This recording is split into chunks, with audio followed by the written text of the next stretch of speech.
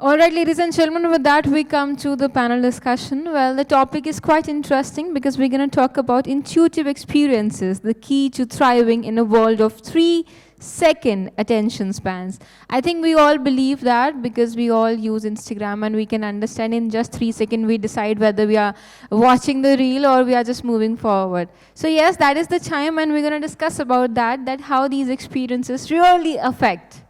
So ladies and gentlemen, allow me to introduce you all, first of all, with all the panelists. Put your hands together because we are honored to have Mr. Anshul Agarwal, Head Online Growth from Airtel, to join us here on the stage. Please put your hands together for the gentleman, everyone.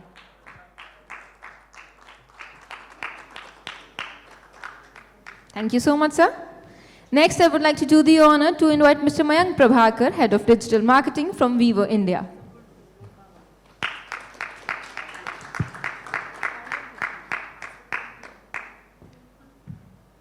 Well, now I would like to request Rumi ji, AVP Marketing from Swiss Beauty, to please join us here on the stage.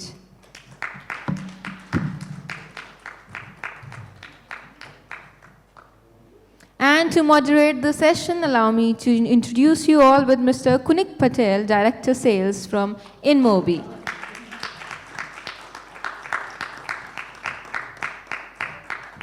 On that note, would like to request you, Mr. Patel, to please do the honor by commencing the session.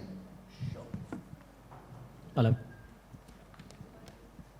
Good afternoon, everyone. And thanks for joining in today for this invigorating session that we have in store for you today. We have a powerful panel today lined up representing distinct industry sectors. We have for you today Rumi Ambasta, AVP Brand Marketing at Swiss Beauty. We have Anshul Agarwal, AVP Online Growth at Airtel. And we have Mayank Prabhakar, General Manager, Head of Digital Marketing at Vivo India. Thank you for gracing us with your presence today. The topic for today's panel discussion is intuitive experiences, the key to thriving in a world of 3-second attention spans. In the era of hyperconnectivity and hyperpersonalization, brands are constantly attempting to make their mark, while the attention spans of consumers are dwindling dramatically. So it is not just driving engagement that is a challenge, but it's also difficult to catch the eye even for a few seconds. This is a time when only thoughtful and intuitive experiences will make a brand unforgettable. In this panel session today, we explore how to achieve such experiences by enabling seamless journeys and serendipitous discovery on mobile. Let me kickstart the panel discussion by talking about the problem. 3 seconds sounds like an exaggeration, as we were discussing previously. But it is true. A consumer's attention span has been likened to that of a goldfish. What are your thoughts on this observation and why do you think this change has come about? Would like to know your experiences dealing with this phenomenon. So we'll start with Rumi, if you want to go forward first. Hi, welcome everybody. I think before I get to this whole goldfish effect, I just want to share something that my husband and I were talking about yesterday, and I told him that, listen, why do you think that collectively our attention span has, gone down to 3 seconds? He said, why put the blame on the consumer? Don't you not feel that post-pandemic, as a consumer, I have started to respect my time a lot. I have started to realize that my time is a precious commodity. So if my time is so precious to me, you have to work harder to capture my attention. So it's not like my attention span has gone down. It's just that I have put a price tag on my time now. So you have to now work harder. Tell me stories, tell me whatever. Because what we came to post all that discussion was that don't we not spend like 3 hours plus watching a good movie? Do we not still watch a stand-up comedy show which is about an hour long on YouTube? Do we still not watch a short film which is about 8 to 10 minutes? So what are we even talking about? 3-second attention span just means that us marketers are not telling the story well. So it's not I think instead of passing on the buck on the consumer saying कि उनके पास अब time नहीं है या उनके पास attention span कम है, I think it's just that they have realized it.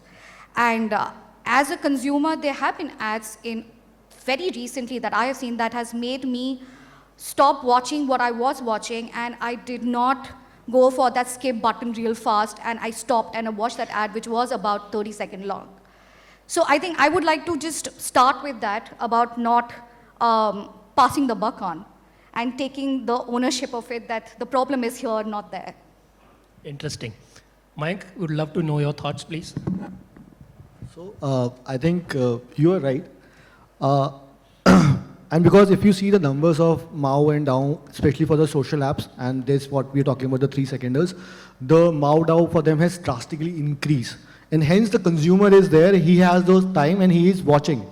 It's not watching. It's just about not getting attention for yourself or for you as a brand.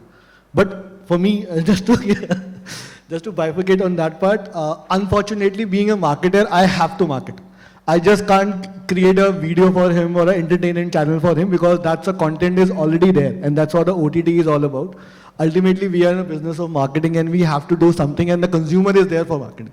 So I think the challenge which we face now here is consumer is there, his attention span is there. How can we grab that? Now the challenge comes, is 3-seconders good, bad, ugly? How do you do it? Given that we came from a static to a GIF, then going to a long format to a 30-second, then the 15-second, then to 10 seconds, and then coming to 3 seconds. And honestly speaking, if you scroll, how does the difference between a static or a GIF or a video, given that 3 seconds you just can't communicate your story or your brand.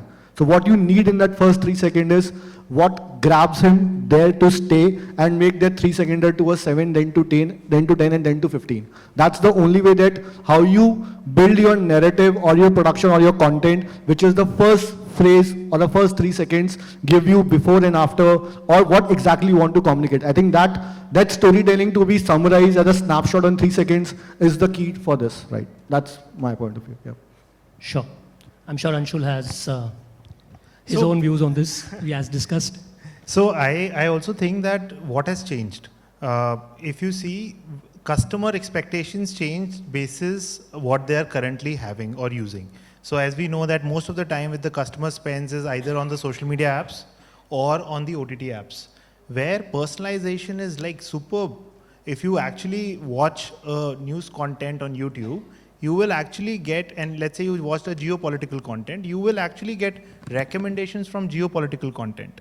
If you are watching a certain kind of reel on Instagram, you will actually get certain kind, the similar genre reels on, you will be recommended. So what has changed is customers' expectations. Now with that, the problem is as marketers, how can we ensure that, we also show content which is very personalized, or it is shown at the time when the customer needs that product. So more than attention span, I think it is the expectation that is changing. And for marketers, it is challenging because now you have plethora of data, which is a good thing, but how do you really make sense of it? How do you cohortize? How do you find out what data points to use and experiment well? Can actually help us declutter or maybe talk to a customer in a more effective manner. Got it. I would just need one-line answers from all three of you. Do you agree it's an exaggeration of 3-second attention spans, or is something that you guys think is dependent on the different categories that you belong to, and it differs? It's true. It's Given true. that, in fact, you are also a user by yourself. Just Right. understand your own behavior. If you are on a social media, what's your scrolling speed? Say, we can talk about consumer. We ourselves also consumer. Put yourself in those shoes. Yeah. That's true. I think that's my point of view. I'm sorry. No, definitely it's true. But the only thing is, if you look at, I was reading or talking to someone, the time spent on Flipkart before buying a product is 2x of the time spent on Amazon. It is not that customer doesn't know or doesn't have time. It is again about, but for example, in this example, tier 2 customers require that much of handholding and hence the journey is such. But right. Tier 1 customers doesn't, and hence the journey for Amazon is such. So it is important to maybe understand the cohort and then create those journeys or communication. Then this 3-second problem can get solved. But yeah, it is a problem to solve. Got it. I think 1,000 hours of content is getting uploaded on internet every minute.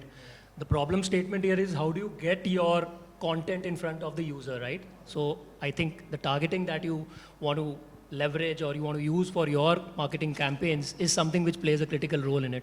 I think agree to I your think point. I'll just take two words from what Sure, you sure, said. absolutely. One is narrative and one is data. Yeah. Both extremely critical. With data, you can get hyper-personalized to what I want to, what you are looking for, and at this right time, the right messages goes across. Sure. 3 second or not. Again, Got I think I'm not really bound by time. Ki the consumer is only gonna give me 3 seconds because again, we are consumers too, right? Right. I would give those 3 seconds, 5 seconds, 10 seconds. If you hold me with narrative, and if that is driven by data, I think you will have my attention even for 15 seconds. The story is compelling. Yes. Seconds don't matter. Yes. Agree. I'm sure the audience also agrees to this. Which brings us to the next question, which is a continuation of the first one. Considering how drastically audiences and their attention spans have changed, as we just discussed, how have your strategies as marketeers changed? It would be wonderful if you could walk us through some key changes in your strategies from then as compared to now. We would also love to hear any tips you might want to share for marketers in your industry dealing with the same challenge. So let's start with Anshul, if you want to share your thoughts on this. Sure. So I think like we were discussing, one thing also has changed is earlier we thought online is a metro phenomena. However, in last few years, if we see, most of the growth is coming from tier 1, tier 2 Agreed. or rest of the country, which means the online buying behavior is getting adopted across the country. With this in mind, what has also changed is how can you use language better? Correct. If you really have to talk to a person who's living in tier 1 and tier 2 and he or she is your consumer, then you really have to talk to that customer in his or her language, because most of the content that the person is viewing is in that language. Now imagine a creative is in English or is in Hindi, which doesn't talk to that customer, then it will automatically not break the clutter. So one key problem to solve is how do you run campaigns at scale in Varnak? It is not an easy problem to solve because as soon as you run Varnak, the CPMs increase, right? The second thing I could see is that there are many channels to target customers now, right from Google, Facebook, now WhatsApp has come in. All these channels are very, very expensive. So can we actually identify the right channel affinity for a particular customer? So what does that mean? Let's say if a customer has bought a product from your company by using WhatsApp, maybe the next cross-sell should happen on WhatsApp alone. Got it. So instead of bombarding this customer on YouTube, maybe WhatsApp is the primary channel. The touch point that works Yeah. probably is where you want to target them. Correct. So what I'm trying to come at is how do we use data better? Correct. Is the next growth, which is I think is coming in from. Sure. Mike, from an OEM perspective, how different is your strategy? See, a OEM is as good marketer as a beauty product or as a Airtel is. So nothing changed because consumer is the same who buys everything, right? So, Right. but if I have to address this 3 second, my only concern is as we talked about making those before, after or the crisp in those first 3 seconds, I think then we have to go back to the basics and on the drawing board, on the scripting board, we have to first be change from a 16:9 to a 9:60, right? That is the first because it's the short format videos. If you see the mode of a, say, a Instagram or a YouTube shorts, they have been increasing like anything, right? So the consumer has shifted from a Facebook to a Insta or to a YouTube to a shorts. That's part one. The part two, if you know the consumer is there, how the content will talk about, right? So one is you do those re-scripting and doing those snapshot of 3 seconds first and then followed by longer content. Or you also go because, see, we have to understand if the consumer is there on an Instagram, he's there for entertainment. If he's there on a YouTube shorts, he's there for entertainment. So your communication has to be entertaining, not pitching or marketing, right? Given he is on a Flipkart or an Amazon, he is there for a mindset of doing a buy. That is your tonality is talking about the creative, which talks about value for money. But when he's on the social media, he's there for the entertainment. And you just have to talk entertainment to him.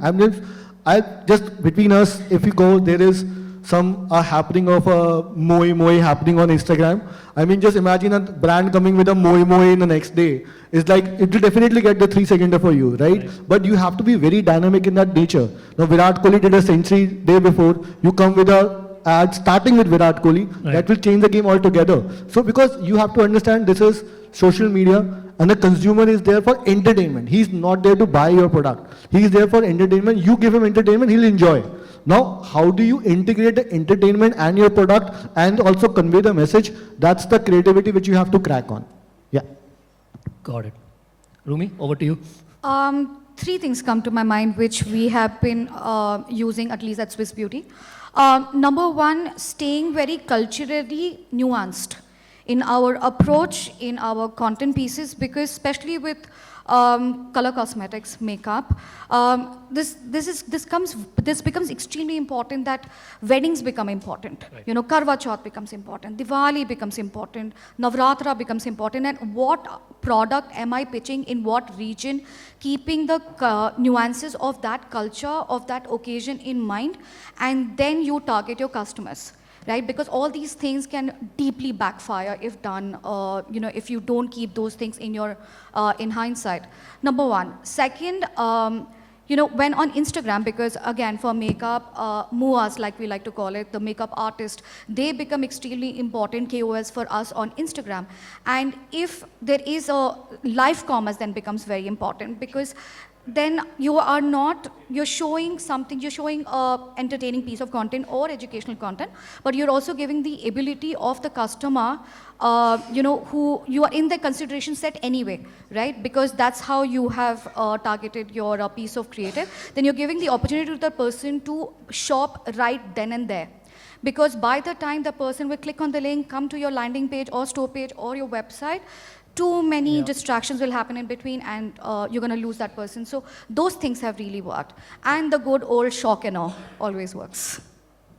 I would also like to take your inputs on how important do you think mobile gaming or the gaming audience targeting is for your respective sectors. Do you think this is a set of audience which is relevant now, considering we have engaged users playing games and are ready to engage with content wherever they discover it within the gaming environment? Do you think gaming audiences are something that is there in your targeting mix, or is it some notion that we had in the past where gaming audience were non-serious audiences, or we were debating on the fact that they are not likely to convert into paying customers? Is that something that you guys think is a relevant targeting audience right now?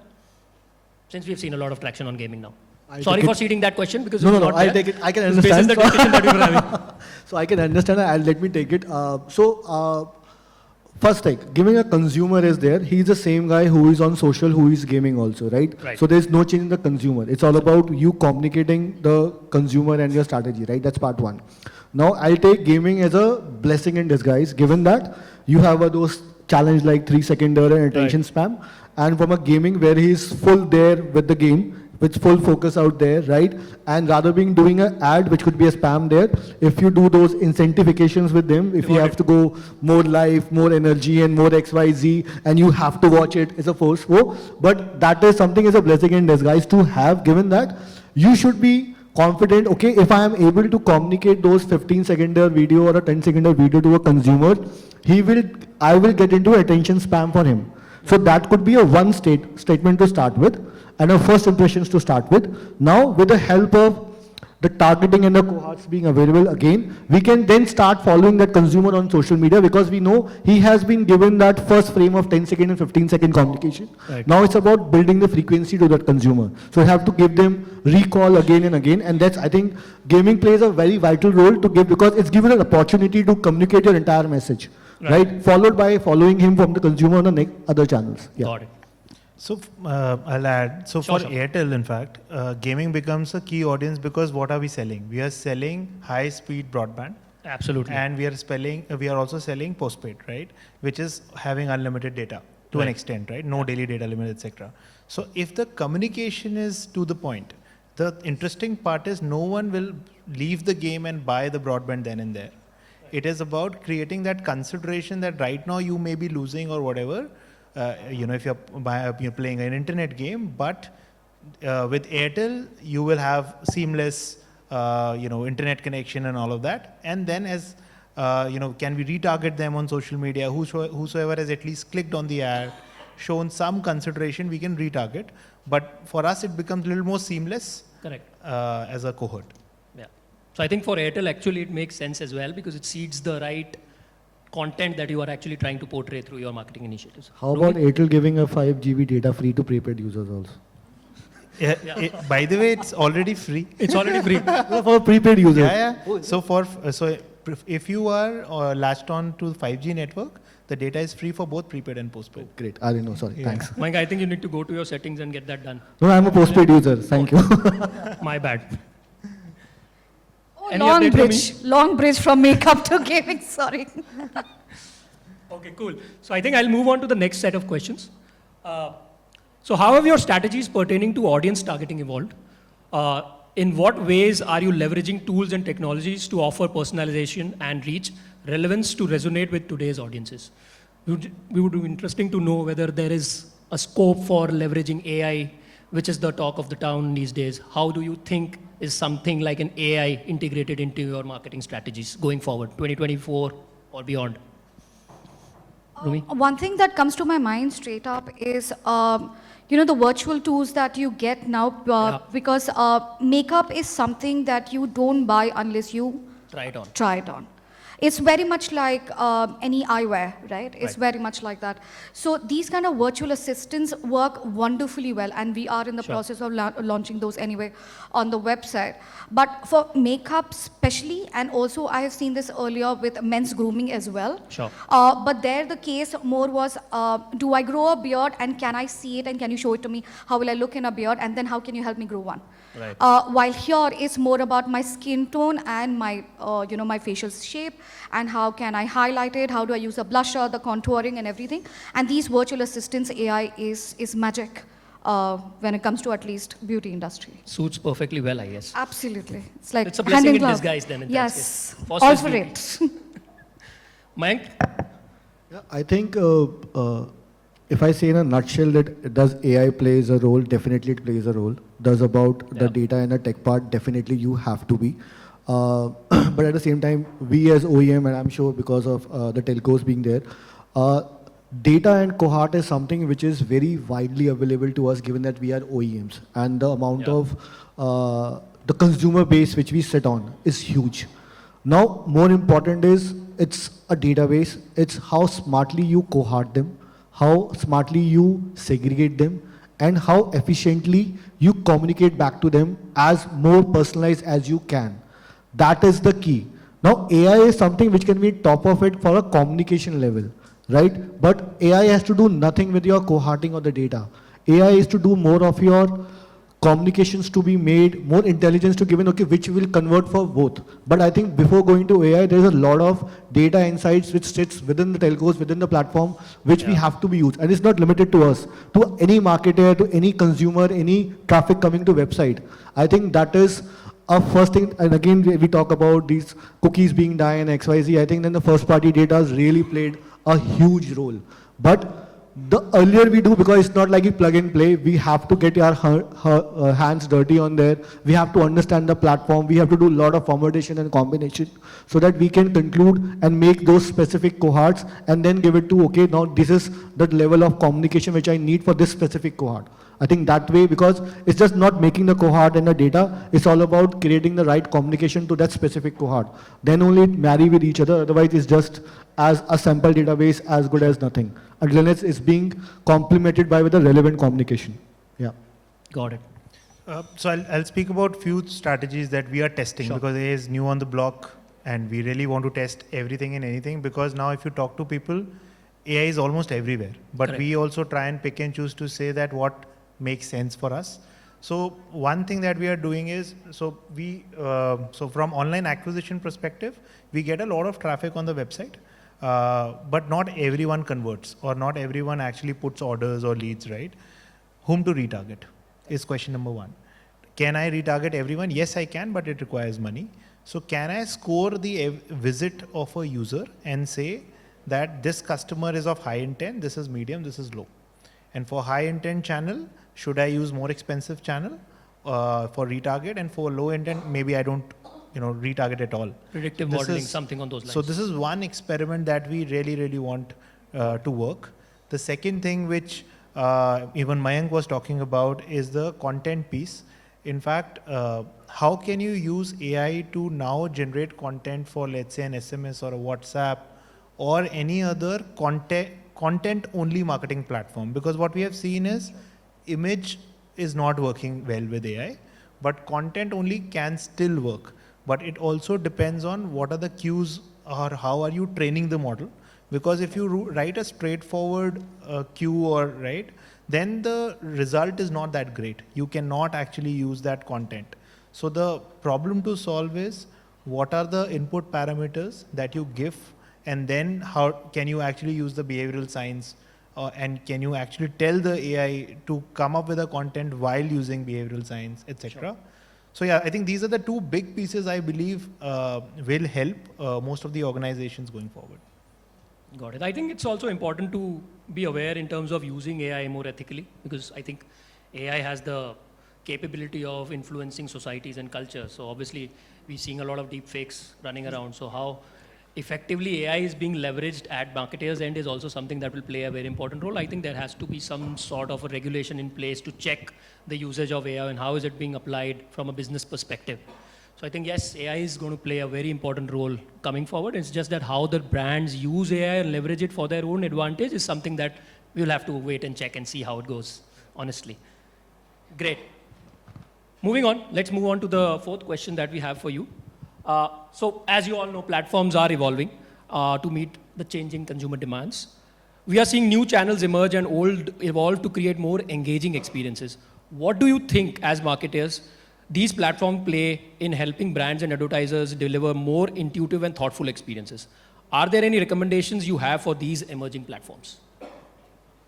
Any platform that you have your eye on, which you think is capable of influencing the way consumers are interacting with your brands? Something on those lines, Mike. So I tell you, it's again because we are talking about consumers here. So Always even the consumers. OTT and the other platform provider, they'll also be harvesting for consumers, right? Absolutely. So they also have to understand what consumer is looking for and how do I translate. And I'll give you the classic example is YouTube Shorts, right? Given that YouTube is like it is like a leading market player in the ecosystem, right? But they saw the way Instagram is growing, right? And the way the TikTok has been moved out of the ecosystem, right? There they sense the opportunity and hence they land onto a YouTube short. So that's how the smartphones or the platforms are being changing now, right? That's part one. Now part two, giving only a short format is not the solution, is the short format content is again, and then again we go back to those 3 seconders. Absolutely. So that is how something they do. But again, if whatever we have talked till now in terms of making the cohort in place, the right communication of starting with a 3 seconder and going to a 15 seconder max, and then targeting back to the right platform, the right zone. I think if we marry all these three, so that has to be done. So it's not only the platform's only responsibility, but yes, shaking hand with the content and the creative and giving that cohort and relative cohorts and then applying at the right time. I think that insight still stays with the platform owner. So I think banging the right consumer at the right time still goes to the basics, and we have to apply for those. Yeah. Sure. I feel WhatsApp is the new platform on the block, and I feel now still the brands have not cracked it. Absolutely. Because WhatsApp is one interesting platform which has immense reach, which always breaks clutter. But the problem to solve is twofold. It is expensive. Very expensive. Very, very Meta expensive. is charging like bomb. Yeah, so it's very expensive. Stop using Meta. The second problem is people will block if it is not relevant, right? So how do you actually create a WhatsApp campaign which delivers the KPI at the right cost? Got it. Is the biggest challenge. Now in this, there is no clear code of saying should we put a video, should we put a GIF, should we put content only, etc., etc. I think all brands are right now experimenting. Right. The second biggest thing on WhatsApp is they want to also, so there are conversational bots. Why do you even need the customer to go to your website? Right. Why can't you sell your product then and there? So how do you then create that conversational bot so that people buy then and there, right? So how will that seamless journey look like? What should be the content so that people keep on engaging with the bot, right? Got So it. I think WhatsApp will play a pivotal role going forward, but I still feel brands have not cracked this completely. Sure. So yeah. So YouTube Shorts for Mayank, WhatsApp for Anshul. Rumi? going absolutely different lane with this because for any color cosmetic brands and especially true for Swiss Beauty as well, the Insta game, the YouTube game has always been on point because where else For sure. can you talk about makeup? Because you don't just use, makeup is not just about showing good looks, how can you use my product and how can you get a certain look, but it's also a lot of educational content that anyway you have to do and any competition would do. So for us, what we have figured out is that might as well go where people are anyway talking about you, which is Reddit. There are some brilliant conversations happening on Reddit, at Interesting. least with color cosmetics. Can't say about any other category, but I have seen that and that is what is driving a lot of sale for me because it's organic. Absolutely. There is no advertising happening there per se, but you can be the one who can sort of nudge the audience in the right direction if they're asking a certain question which is in your repertoire. You could do that and obviously slightly on the verge of unethical, but you could if you get my drift. Silently seeding content. Oh, silently seeding, very. But Reddit is something that has really working worked for well. us in the last couple of months. Interesting. I never thought Reddit would make it to the list, but interesting to know. It's working for you guys. Cool. With that, I'm going to just go on to my last question that we have for the panel today. And this is an important one. Obviously, it involves everybody. Which current trends do you think are here to stay in terms of the emerging tech that you are counting or betting your bets on, which are going to play a pivotal role in the future of advertising? I'm sure audience here would like to know in terms of what is the next big wave in digital marketing where you are putting your bets on. Be it 5G, be it AI, CTV, I don't know, first party data collection, the list goes on and on. I'll leave that to you guys to answer that because it's an exhaustive list. I think you have answered. I know. Would love to hear from your end too. I think you have already answered, and I think we somehow or the other we have touched point on those. I think Yes. I will go with Anshul on this because WhatsApp is something which is a very, very mass and something is available to everyone, right? But again, if we stay with the topic part of a 3-second challenge, right? WhatsApp is not going to solve that because it's ultimately user has to land on WhatsApp from somewhere. Absolutely. It's either from a click to WhatsApp ad or you just end up getting into a same promotional SMS converted to a promotional platform to WhatsApp. Okay, so if I stay with within the genre of a 3-second videos and how to crack it right and the consumer being going and the attention spam, I'll still go to Instagram on a YouTube Shorts and say a WhatsApp because this is utility for them. This is, I mean, if you see this, if a consumer is sitting idle, he just go, open swap, first thing he clicks is either an Instagram or a YouTube short. I think from a Gen Z perspective I talk about, right? Or if not, he lands onto a WhatsApp because for his own partnerships on your own friend circle which goes. I think, so these are, which is going to strong. Why? Because these are utility. It's not for a brand, which is for the consumer for his daily habits, right? Now, how these platform plays, how they give the experience and do a balance between a marketing and a user experience. And as a marketer, how do we balance our communication so that they are more native in nature so that our engagement rate grows out there? I think that is something to be solved on. Yeah. Sure. Anshul? So I think, in my opinion, data is the king, right? I think data is the new oil, is like everyone says now. The thing is, with cookies going away for some time now, but so what is also happening is first party data is becoming more and more important. Right. Irrespective of cookies, for us to do a better CRM or a CLM, right, customer lifecycle management, we need to have a structured first party data so that you don't spam your user. The spamming can also happen on the app itself. Let's say if you put a banner which is not relevant, you keep on sending push notifications that are not relevant, people will uninstall your app. Sure. So first party data is, I think, is very, very important to structure well. Eventually you will have to do it when the cookies go away. But I think now is the time when everyone is already focusing a lot on that. Yeah, so we are sitting on a lot of data. It's just that how do we leverage that data in a manner where we can actually bring about a change in the way we are reaching out to the consumer in a more relevant manner is what it counts. I would say Google and Facebook have built the business out of it because they have structured the data well. Yeah. So they are controlling the data any which way. So the way they are going to use the data, anyone can guess. But I think the amount of data that these guys are sitting on, it's about time that probably See, it's there again has to the be same thing, right? Because the reason they are controlling the data is because their DAU is really high, right? Absolutely. Given that me from a viewer perspective, we might have a 8 months of cycle or 1 year of cycle. Or from a Airtel, it might have a Absolutely. once a month, twice a month, maybe Monthly. a once a week, right? Yeah. But from a social perspective, this is like a DAU, and a DAU have a multiple impression the same day, Correct. right? So that's what the more intense data they have, right? And that's the scale, yeah. Got it. I think for our audience, and especially in the category that Swiss Beauty is in, both Facebook and Instagram becomes extremely critical, and especially the short form video content. Again, going back to the 3-second bit, if I am able to tell a story, a narrative, a shock and awe, or something that will make you hook onto me, because most of our audience is still there watching short video content either on Facebook or Instagram, Sure. not on YouTube, actually. YouTube Shorts is still, at least for our audience, is still in a very nascent stage. You're still going on YouTube to watch that long format content because you go there with an intention to watch something entertaining yet educational. Yeah. While on Instagram, your intent is always to get something which is fun and snackable, like we like to call it, the Got snackable it. content. So yeah, these two. So short video formats for Rumi and Mayank, and FPD is what Anshul is looking forward to from a telco perspective. Absolutely.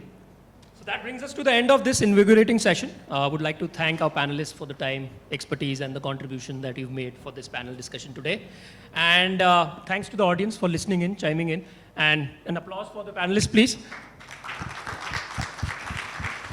Thank you, everyone, and all the best, and have a wonderful day ahead. Thank you so much, and Thank you. I think the moderator also deserves a round of applause. That Oh, was thank you so quite an much. interesting session. Thank you. Thank you so much. With that, would like to request you all to please come forward for a group picture.